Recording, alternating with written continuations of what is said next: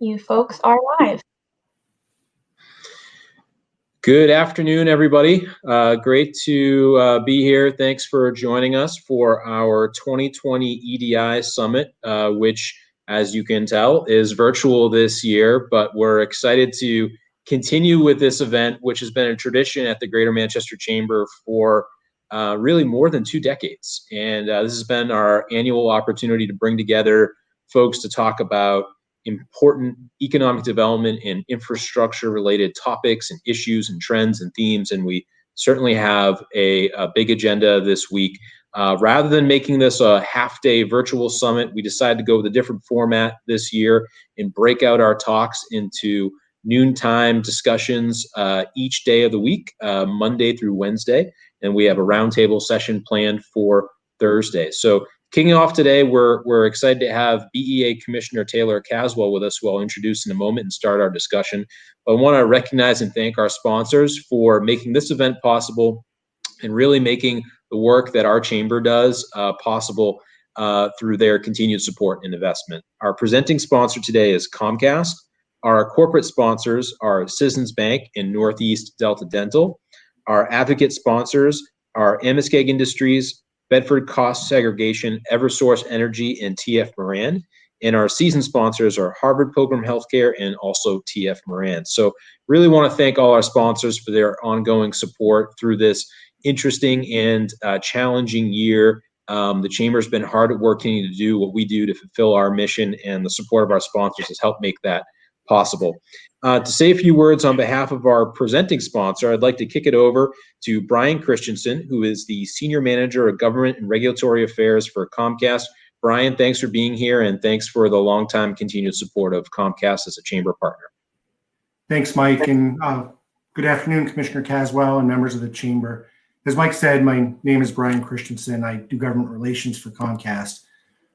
Here at Comcast, we're proud of the position we found ourselves in when COVID struck. We thought we were pretty well positioned. We had our Internet Essentials program, which was well positioned for remote learning. It's a program designed to get low-income families connected to broadband that may not be able to connect to broadband. And also as part of our ongoing commitment to help low-income families to the internet, so they can fully participate in the educational opportunities in the digital economy. We announced a multi-year program to launch more than 1,000 Wi-Fi connected lift zones nationwide. Lift zones are intended to help those who for a variety of reasons may be unable to connect to distance learning at home, or who just want another place in which to study. We're in the early stages of these launches, but we expect to bring some to New Hampshire. Additionally, Comcast Business has been working very closely with both state and local governments, as well as numerous small and large businesses as they ramped up their COVID responses. Finally, we are working with local municipalities in the state as they seek to extend service to areas that were previously unserved. I look forward to hearing from the presenters in the audience over the coming days and hearing how we have all tackled COVID-19 and challenges and what they see going forward. Thanks again for having us, Mike, and look forward to hearing everybody. Awesome. Thank you, Brian, for the comments this morning and welcoming us and your continued support and partnership from the great folks at Comcast. All right, so we're going to move into our program, and just a second, I'm going to introduce our first speaker of today's session. I just want to mention format-wise, we want to keep this conversational and interactive. So if you have questions or comments, you can drop them into the chat feature that's located on the side of your computer screen. There's also an Ask a Question button at the bottom, and it's a really easy way to submit a question. Others can actually upvote questions that have been submitted to make sure that we can get to them.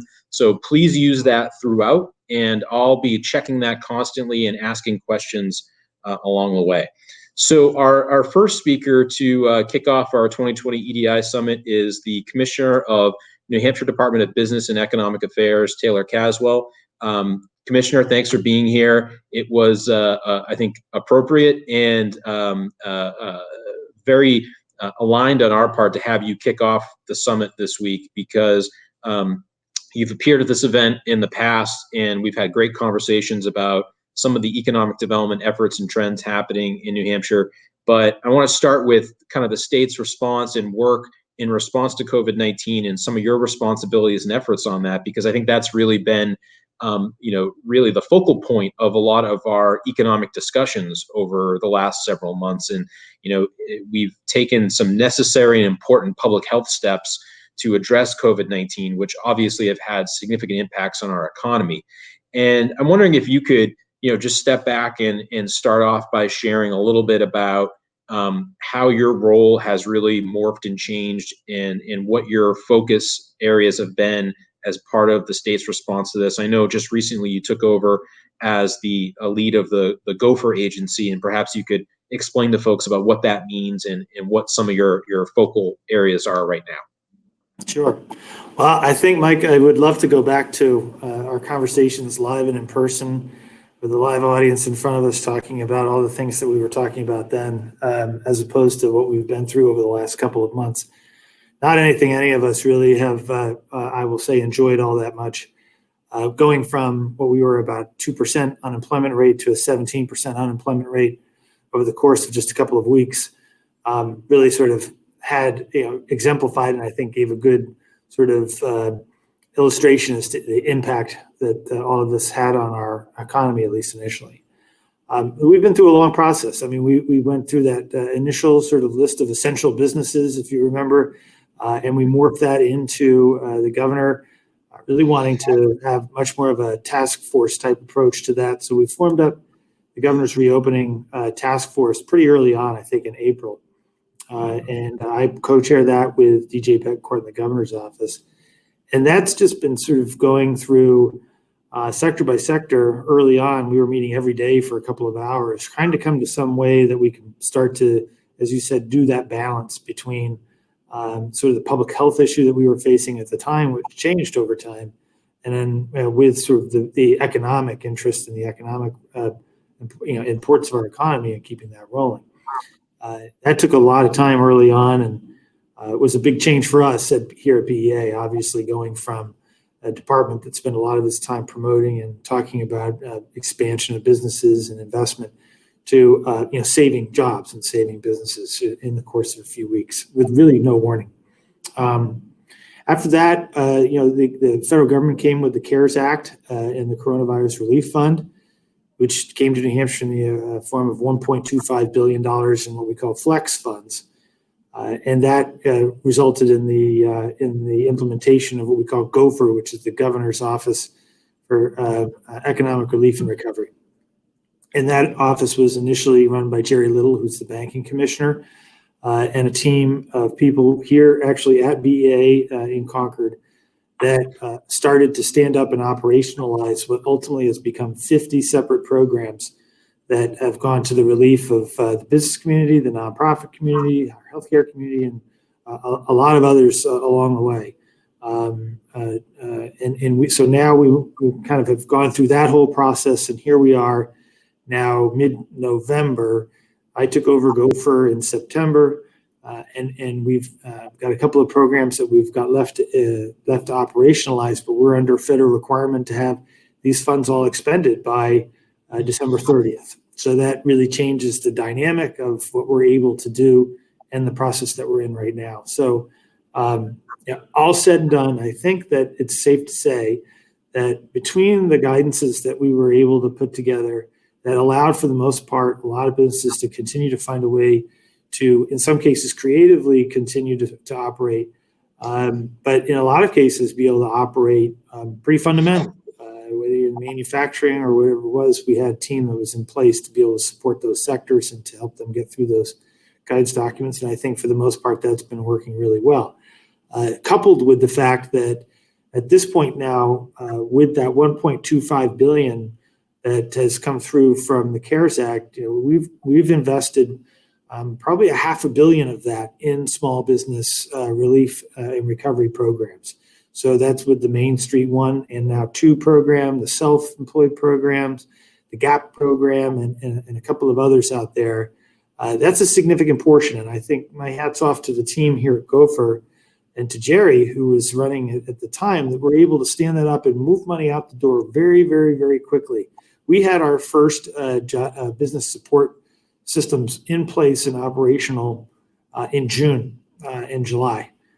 Most other states were much later than that. I think you look at Vermont and Maine, they were maybe September in some cases before they were able to get that together. And there's multiple reasons for that. But I think that our ability to combine a well thought out guidance network system as well as getting that money into our economy has helped the recovery that we've seen over the last couple of months and put us in good position for whatever we're up against here in the next couple of weeks.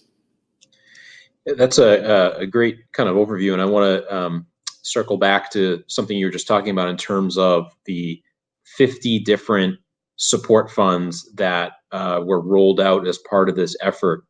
And as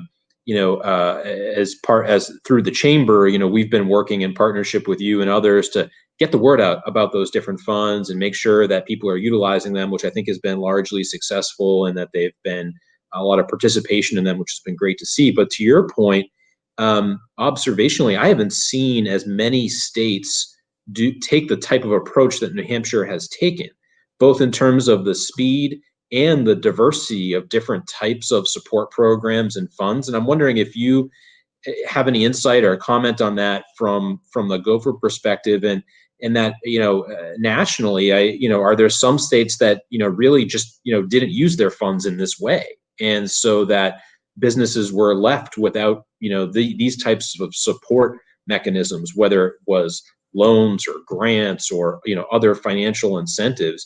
And we're talking in terms of businesses, but the nonprofit sector support was quite considerable in this, in what New Hampshire did as well. So how would you benchmark us against, really the other 49 states in terms of utilizing CARES Act funding?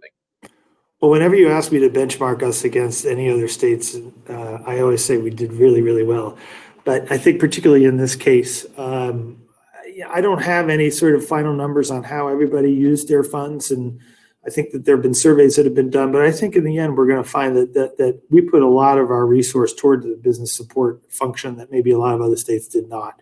And I will tell you that from the get-go, our strategy was to go fast, was to move resources out into the community when they needed them, and that really amounted to late spring and early summer last year. And honestly, those of us in the Gopher world felt like we were a little late in getting it out. We really wanted to move it a lot faster. Both when at the time I was the BEA commissioner, which I still get to do that too. But we were all sort of on that team moving these resources quickly to the businesses that needed it. So I think in the end, we'll probably see that New Hampshire did put a lot of resource towards supporting our baseline economy through all the organizations that you mentioned, including our nonprofit community, which is absolutely critical here in New Hampshire for the services that they provide and so on. And we had the NERF program, I think, was, I don't want to say revolutionary because we were just doing some revenue and expense replacement, but I think the numbers that we were able to put out to help as many of those as we could, I think are going to look pretty good when we're all said and done with this program. Yeah, and I think the continued focus on getting those dollars out has been appreciated. I know here in Manchester, we were grateful to see the Live Venue Relief Fund just recently get a push with the Palace Theater, the Rex Theater, Tupelo Music Hall, and lots of local venues that are important to our economy. So that's been great to see. To kind of wrap this question up a little bit, I'm wondering if you had mentioned this really scary number from back in the spring of, I think it was 17% unemployment, and that was a shock to all of our systems, given how we were in a totally different position pre-COVID with having one of the lowest unemployment rates in the country. And I think in part our recovery in seeing that rate come down rapidly was due to all of the resources the state was able to put into the business community. Economic indicator wise, unemployment rate, other metrics, what have you saw over the last couple of months that you think have kind of support this case that we've done as reasonably good a job as we can to recover and stabilize the economy coming out of that really rough period in the spring and early summer? Yep. Well, I think, just again, looking at the unemployment statistics, you can see that we came back pretty quickly. We hit that 17%, I think, in, I want to say May somewhere. And it's not just the rate itself, which at this point I think is down around 5%. So we've come back around pretty significantly and find ourselves in a lot of sectors right back in that not enough workforce boat that we were in a couple of months ago. But I would say, you look at the number of unemployment claims that have been made, where those unemployment claims are coming from, which sectors, and which have recovered and which are still struggling. And, we can certainly see all of that. And I would say, for the most part, businesses have been able to see a pretty significant recovery. I'm not going to say that it's been universal. There's certainly some really sad stories of losses of businesses that have occurred here. But I would say, on the hospitality side, there's still a lot of difficulty. And I think I spend a good part of my day working with that industry, both, from a Gopher standpoint, but from a economic development, also from our travel and tourism work here at BEA, to try to help them through that. I think it's safe to say at this point that a lot of the struggles that we're seeing in that industry now are less so on sort of the government restrictions or which governments are putting, what level of restriction on it, and really much more about customer behavior and consumer confidence. And I think we've really spent a lot of time and effort in including that in our deliberations and considerations as to where we're making these investments and how we do the guidance. Because if we can't have people sense that New Hampshire is a safe place to visit, or it's a safe place to go out for as a resident, or to go about your daily business, then we're really doing, I think, probably more damage to our business community than otherwise. So it's really important to find that balance. And I use that term a lot. I find myself balancing in a lot of different ways, but the consumer confidence issue is one that I don't think we should underestimate. And we haven't to this point, nor in terms of what we're headed for here in the next few weeks. Great. So I want to get to, I have plenty of other topics to raise, but we have our first audience question that I wanted to touch on, and continue to remind people that if you have a comment or a question, use the chat or the ask a question feature at the bottom of the screen.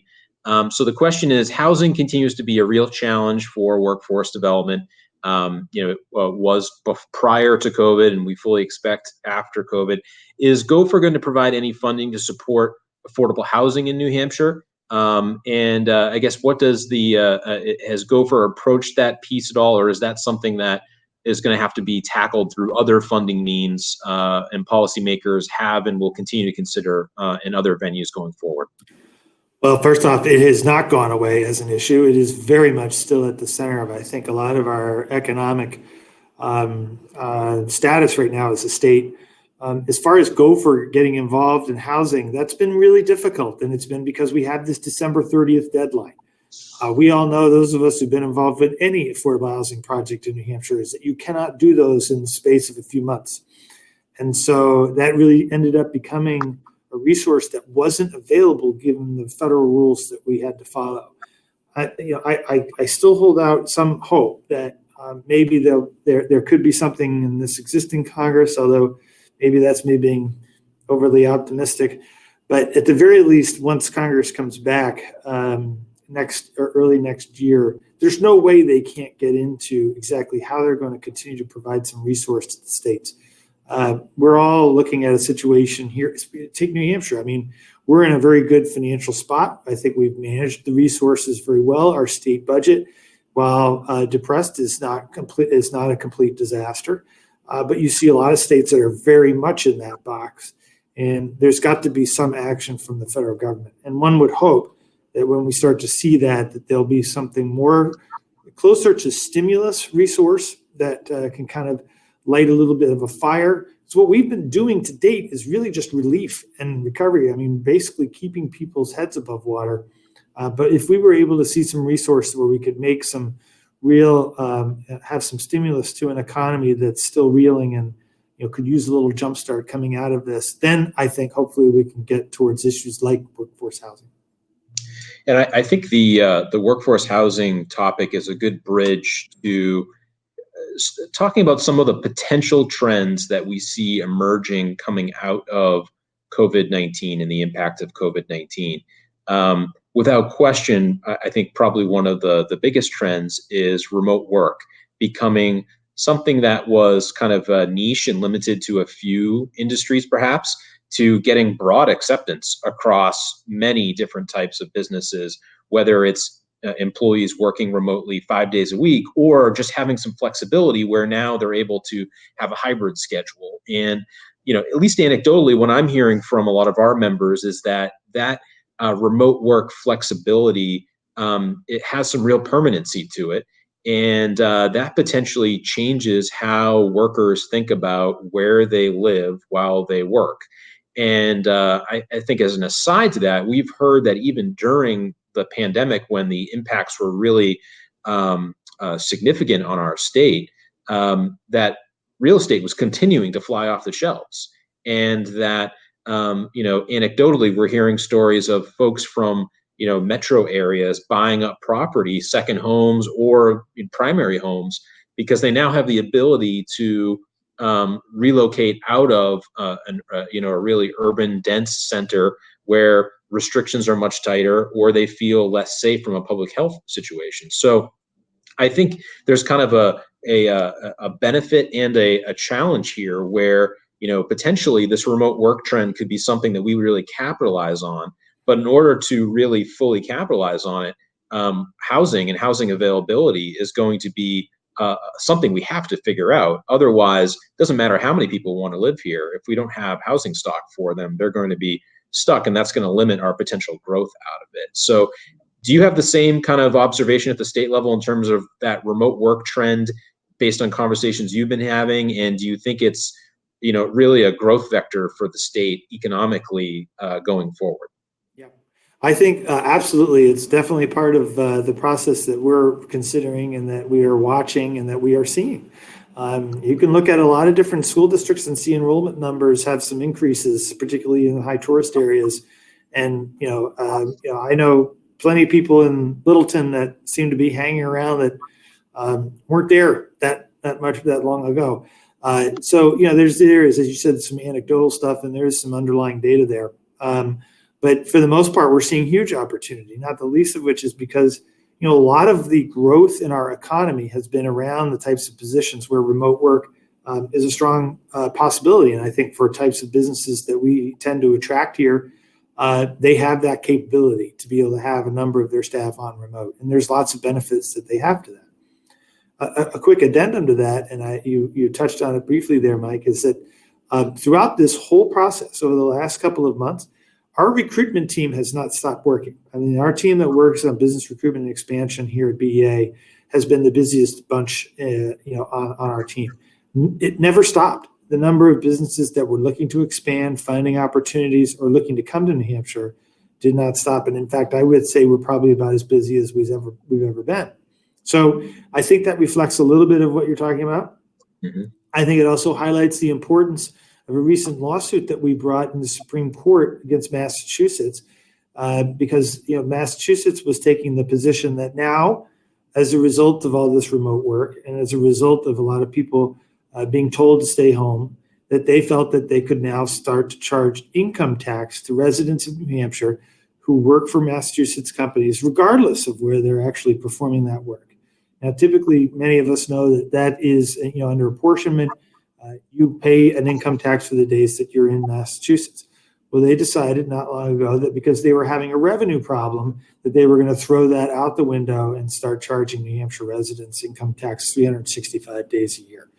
Governor Sununu and General McDonald challenged that and filed in the Supreme Court to not allow them to do that, and we expect them to take that on at some point.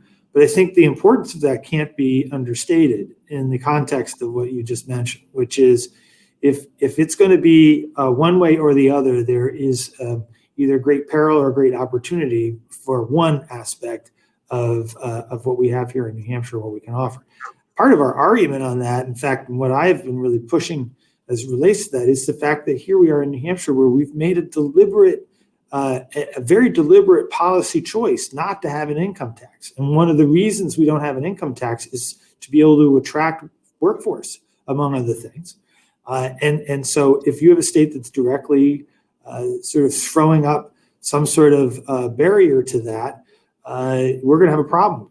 And so I think that it's going to be a very important thing. We've seen a lot of other states that are in similar positions to New Hampshire filing amicus briefs on this issue. So it's going to be pretty interesting to watch how that comes out, and it plays into the overall point. But I do think that we are planning to be able to take advantage of an enhanced remote work environment post-COVID, whenever that might be.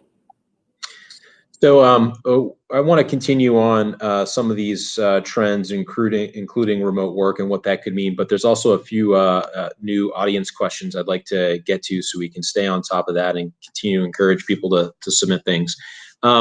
So the first question is, there's a segment of small businesses that were not in business in 2019 for a significant period of time. So they were newly created, that in many cases, unfortunately, were left out of some of the assistance programs. And the question is, does the state have any plans to help these entrepreneurs? And just for others, I think the context here is some of the, like the Main Street Relief Program, there was a period of time that you had to be in business for in order to qualify. And I'm sure that was a difficult calculation for the state to make on how to structure those programs. So could you speak to kind of how that came to come together, and potentially what that might mean in the future, if there are any consideration towards finding ways to get support for other businesses?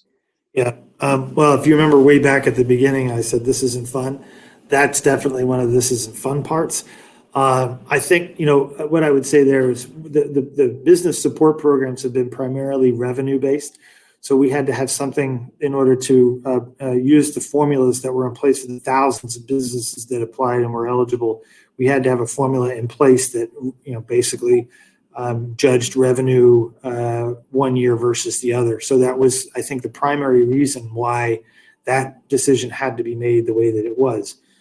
We tried to make up some ability for some businesses to find their way through with the GAP program, and for the self-employed with the SELF program. And in fact, when we did the Main Street Relief 2.0, we kept a lot of the provisions that were in that GAP eligibility criteria for Main Street 2.0. So that was even more flexible. And I should say, for everybody, those Main Street 2.0 notifications should be going out this week. Or I should have said that at the beginning, but we're right at the point where that's getting ready to roll out. But yeah, that and a couple of other issues around self-employment and honestly in the NERF program, we would have hoped to have been able to have much more applicability to a much more broad number of businesses and nonprofits. But like I said at the beginning, I think what we were trying to do here is stay obviously within the federal rules and be able to get money out quickly, and to have it be in a relief stance as opposed to a stimulus stance. So I'm going to hope that when we see something out of Washington in the next round of funding, that it'll be flexible enough that we'll be able to get back into some of the businesses that unfortunately we couldn't get to in this go around. So another question, somewhat similar in terms of asking about support programs and potential new support opportunities.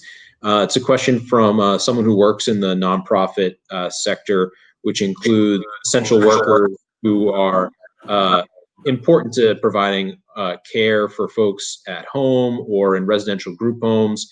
So in addition to the cost of PPE, the risk of exposure in some of those roles is increasing.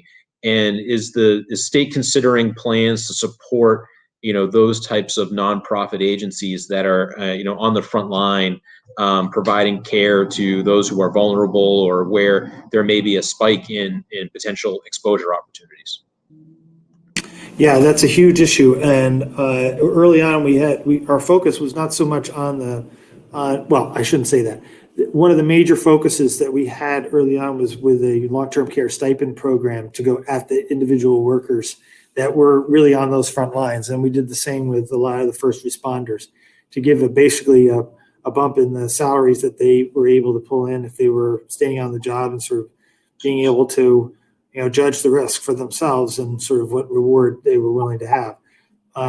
There's also been a good amount of funding for the healthcare sector and for the long-term care sector. Again, not as much as we would have needed, not as much as we would have liked to seen. It's amazing that when you start saying those words when you're talking about $1.25 billion, but there were decisions that had to be made. And I think as it relates to the long-term care sector, that's going to be a very major need and one of the main reasons why we're so vocal about the need for some additional resource from Washington. Not just for the long-term care facilities and the nursing homes, but also the hospitals themselves. That is where we're seeing a lot of the stress right now financially, and why we really need, to see some additional activity out of Washington. I want to go back to one of the trends that we were just talking about, remote work, and what that might mean for businesses themselves that are experiencing that transition to more remote workplaces. And one of the things that we're kind of hearing anecdotally or trying to assess is you have businesses that might have had larger office spaces that might be reevaluating what their office space needs are in the future.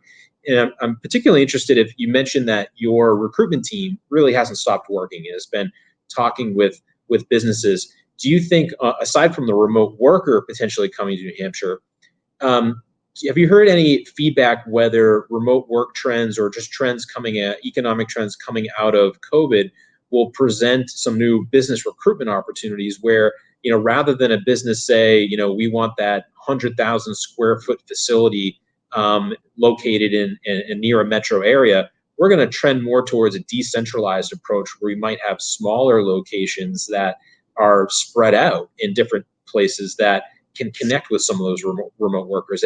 Is that something you're hearing more about? Do you think that could be a trend that we could benefit from? Yep, absolutely. We're definitely hearing that. We're definitely seeing businesses with the looking to be able to, as you say, just sort of plant an additional facility here in New Hampshire and to take advantage of whether it's workforce or whatever economic benefit they might see from being here. But the fact remains that we're really sort of well positioned to take advantage of that. I would point out, I think it was REI. I think a lot of people heard about that story out in Washington State, I believe, where they were on the brink of moving into their brand new headquarters building right when COVID hit. And then as a result of everything that they went through and putting a big portion of their staff on remote, they just decided to sell that building and they never moved into it. So we are seeing the effects of that. A lot of tech companies in Eastern Massachusetts who have a lot of staff that are up here, like, why am I paying all this money per square foot for an office in Boston or Cambridge? I could set up a satellite office where you could do meetings, or you could get together for group meetings, and you could video into the home office. And that way I can spread my real estate costs and my lease costs in a much more effective and profitable way. So I think we're going to see a lot of creativity come out of this in how businesses manage their staff. I was talking with the gentleman, and his name is escaping me, the CEO of PC Connection, now called Connection, over in Merrimack. They do a lot of hardware supply, obviously, for big companies. They do entire systems, and he's talking about the remote work specific systems that are being already manufactured by a lot of computer hardware manufacturers. So you're basically set up as your permanent workstation with multiple screens and all the interactive components that you need, so you don't have to talk into a laptop or anything. It's a permanent solution for remote work, and I think we're going to see more of that, and that's going to be, I think, again, a great opportunity for us. Raises issues, though, like you said, of course, around housing, broadband, and a whole host of other issues that haven't gone away and still sit underneath there. It's not just we flip on the light and say, hey, welcome remote workers. But there's a lot of work that needs to be done in getting, all of us who are on sort of that partner stakeholder side to get our butts together and get that done. Yeah, there's another potential impact or evolution that I wonder if you have some early thoughts on, and with full recognition that these are still emerging trends that we don't know what it's ultimately going to look like. But I know, as an example, here in downtown Manchester, one of the questions that I think we're asking ourselves, and there's some concern, is that if you have suddenly a reallocation of office space usage, that impacts your foot traffic in communities. And what will that mean for the different businesses, the Main Street businesses that rely on some of that foot traffic in more denser downtown urban areas. And it strikes me that, in the economic development world, we're going to have to your point, think creatively about how to reposition some of those assets. And, for example, going back to our housing issue, does that mean some office space gets converted to housing to hopefully balance out that loss in foot traffic? So do you have any kind of early, knowing that this trend is still, we're way on the front end of it, any thoughts on like what the future could hold in terms of how this could impact downtowns and what we need to be thinking about to really continue to build on the success and the resurgence that so many of them were experiencing going into this? I think that's a really good point, Mike, and it's really important for local communities and local municipalities to think seriously about these questions. What types of businesses bring what type of resident or visitor? Are you a community that has a high tourism dependence, or are you a community that really depends more on local residents to drive your local restaurants or other small businesses? And how are you going to incentivize those businesses and operations to be where you want them to be? I'm not suggesting we have some huge zoning overhaul, but I do think that communities should think strategically about what it is that really draws people there.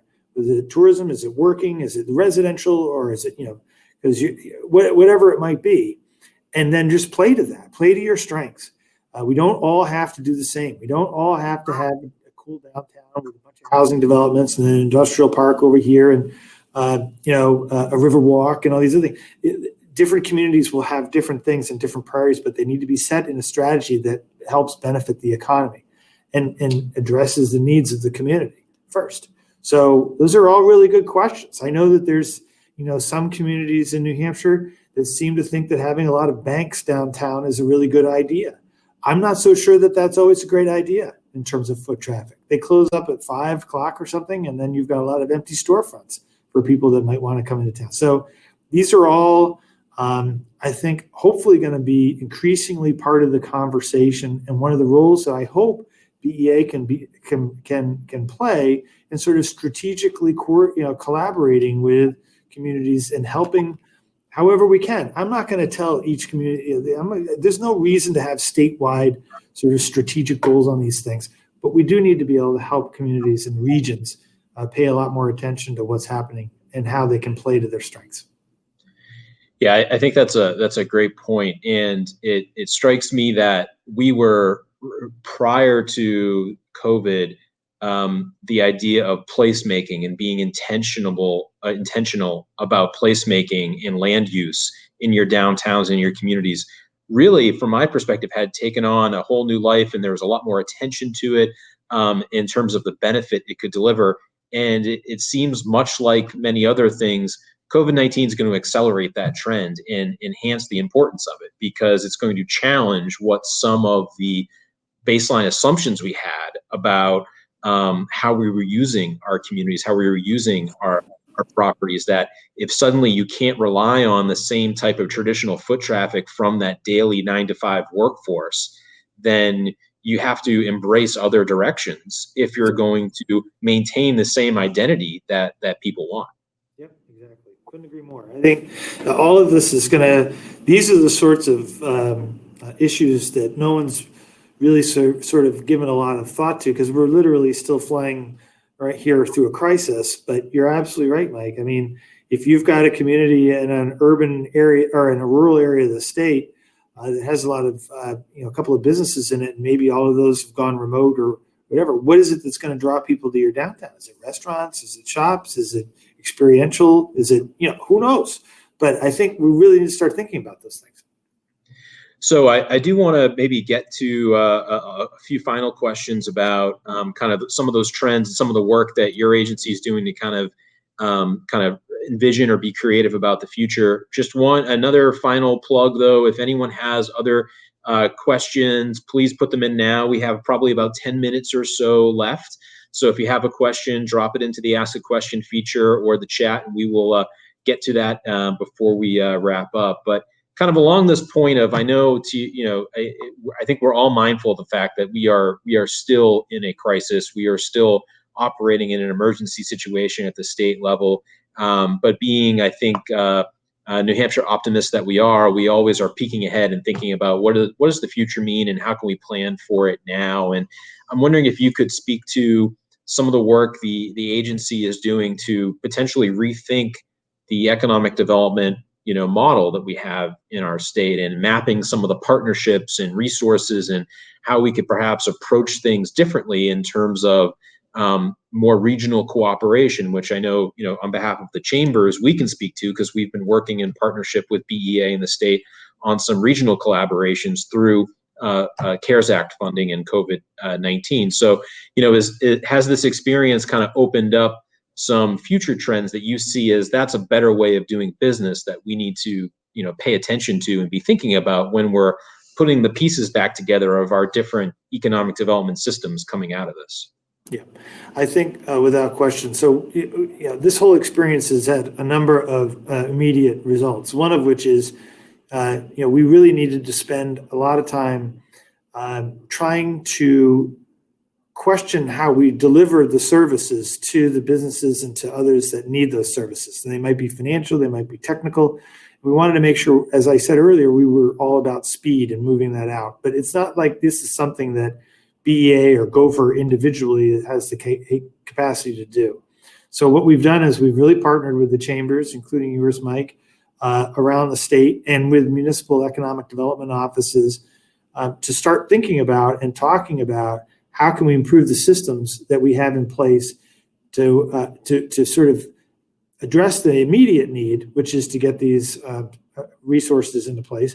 But also, I think, to be able to look forward and say, is there a better way that we can accommodate this? And can we take advantage of some really great partners and stakeholders around the state that are doing some really good work, but oftentimes they're a little bit separate from each other, or they're really siloed, and they're really focused immediately on what is it that I have to do to continue to be able to provide this service to my sort of universe of customers or clients or whatever. And so I'm looking at the ability for having BEA be able to play a little bit more of a role in trying to bring together some of these groups and find more effective ways to address the issues that we've been talking about here today, whether it's housing or whether it's business finance, construction, project development, all the things that really are on a day-to-day basis, the real bread and butter of economic development anywhere.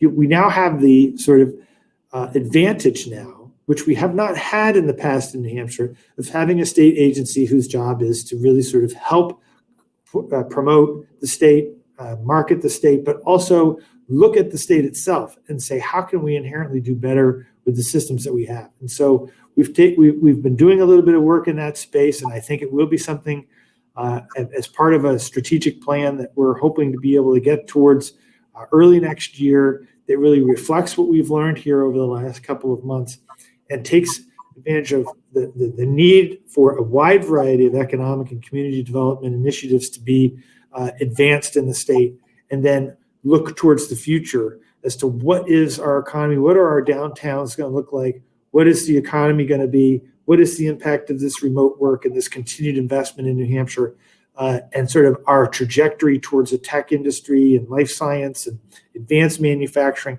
How do all those pieces go into something that at least feels strategic and is something that all of us around the state can work on collaboratively? So we've set a little bit of that example in what we've been doing with the chambers over the last couple of weeks and months, and with a few other groups, and it's really worked incredibly well. So I'm very, very excited about having an opportunity to continue that discussion over the next year or more. Yeah. Well, it's great to hear, because I think the states that weather the storm the best and come out the other side with a plan ready to move on are the ones that are going to be able to capitalize on these trends and that we're learning more about every day. So to wrap up, I think it's important that we spend a moment, and we've got an audience here that is connected in our community, active and engaged. And I think it would be important to make a few plugs about what are things people can do to ensure that we get through these next couple of months safely and as healthy as possible, so that we can start to rebound more holistically in 2021. Hopefully, as there are advancements with the vaccine, and so I'll rattle off a couple of things in terms of people following their universal and industry-specific guidelines, mask usage, social distancing, all of the smart, common sense steps that the state has been communicating. Taylor, from your seat, what are the things that you want to emphasize that people should be mindful of and can do to really ensure that we as a state kind of can navigate the next couple of months and then get back to work really full steam ahead next year? Well, it's a lot of the things you mentioned, Mike. I think we've really got to continue to be vigilant. We're looking at transmission numbers that are continuing to go up, case counts that are continuing to go up. We are thankfully nowhere near states like North Dakota and South Dakota and the upper Midwest, and they're just being devastated in their hospital systems. They're starting to become overwhelmed. That's really the trigger here, is we're trying to keep a balance again between the live free or die approach to things, but with a public health consideration and need to get us through the next couple of months. As we move towards a vaccine, we had more good news on the vaccine today. So wearing a mask, socially distancing, being creative in the way that you address in your business to reduce the community transmission. Here in the Gopher office and at BEA here in Concord, for instance, we were going full mandatory remote for the couple of days after the Thanksgiving break, because we know a lot of people are going to be getting together. We know that that's going to sort of open a window for some potential difficulty. We want to be able to give people the opportunity to sort of see how it goes and make sure that they're not endangering everybody else. We made a change to the hospitality guidance recently, where we asked, and this was something that came from the association itself, and something that I felt was really important, which was to take down phone numbers for people when they come to a restaurant. This is not, sort of big government trying to somehow, text you super secret messages. This is an opportunity for the business, for the restaurant, to not have to be subjected to a press release from the Department of Health and Human Services that says XYZ restaurant had, a number of people that were exposed to COVID, and we need anybody that was there on certain days to call so that we can do our contact tracing. Because we had no record of who was there, that's how we had to do it. And we're like, I am sick of this drip, drip, drip of every single day there being a press release about some restaurant somewhere that did everything right, but then ended up having to be subjected to that because we didn't have phone numbers. So that's why we did the phone number thing. And as a result, you can see that we're now able to accomplish the same end without sort of endangering the business that did everything right to begin with. So, we're trying to take an approach that is some realism to it. It isn't isn't a full lockdown. It isn't, telling people what they can and can't do in their own homes. It is taking a common sense approach. And so far, we've seen that to be able to work, but we need to, as Bill Belichick says, play the full 60 minutes. And I think we're getting to a point where we'll be able to maybe later, in 2021, really start to look back on this and look for the opportunities that are going to come as a result of us all working together to get through this. Right. Well, I think that's a great message to wrap up on. And I think, so often, it's easy to paint everything as absolutes between do nothing or full lockdown. And that's not the path that we've been taking here in New Hampshire, where I think there's been a very concerted effort to mitigate impacts, keep people safe, but also keep our economy going, allow businesses to operate safely and be creative. And, I think the message that we've been trying to give is for everyone out there watching this, do not underestimate your individual actions having a collective impact if we're all doing those things. And that's the role we can all play here over the next couple months. So, Commissioner, thanks for all of your work. I know it's extremely busy time right now for you, working 2 jobs, 2 different agencies. So we appreciate the time and insights as always. And we'll look forward to talking to you again soon. Great. Thanks for having me, Mike. This has been great. Great.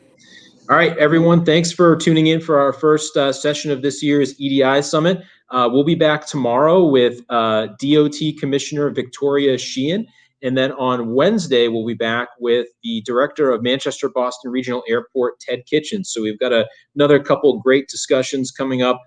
Please be sure to tune in, and we'll see you then. Thanks, everyone. Have a great day.